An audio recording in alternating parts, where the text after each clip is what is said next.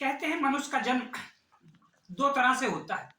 एक वो जन्म जिससे वो सृष्टि में अपनी एक रचना बनाता है, और एक वो जन्म जहां से उसकी दिशा धर्म, अध्यात्म, संस्कार, संस्कृति और विश्व के परिचम तक जाती है।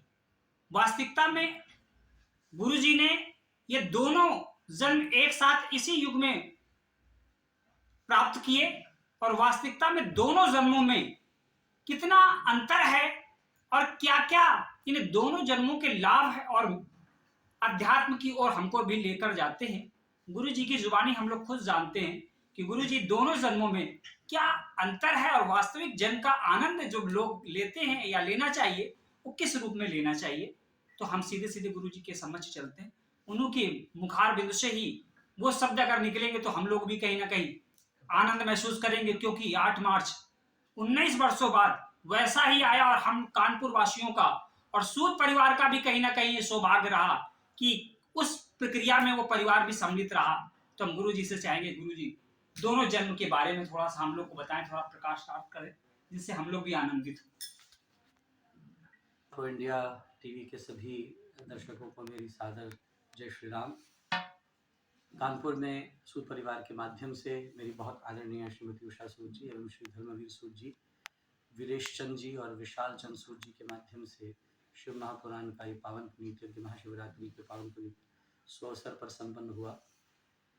ये यज्ञ के 4 दिवस अभिशेष हैं, और इस यज्ञ में मुझे ये गौरव प्राप्त हुआ कि 19 वर्ष के बाद 8 मार्च को महाशिवरात्रि मेरी संन्यास दीक्षा के दिवस पर फिर लौट कर आए। अपने आप में ये अद्वितीय और अलौकिक संयोग था। और जैसे हमारे बंधु अभी आपके सामने उल्लेख कर रहे थे, वास्तविक जन्म तो मनुष्य का तभी होता है। वेद कहते हैं जायते जन्मनः शूद्र संस्काराद् उच्यते। हर मनुष्य शूद्र की भांति ही उत्पन्न होता है। जब तक वो द्विजता को प्राप्त न हो, कोई गुरु उसको दीक्षित करके उसके अंतर के सुषुप्त संस्कारों का जागरण न करे, तब तक उसे द्विजता प्राप्त नहीं होती।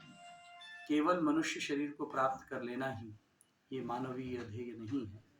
इस मानवीय ध्येय को तब सफलता प्राप्त होती है जब मनुष्य किसी गुरु वाला बनकर उससे दीक्षित होकर सनातन संस्कृति की सेवा के लिए स्व का समर्पण करता है।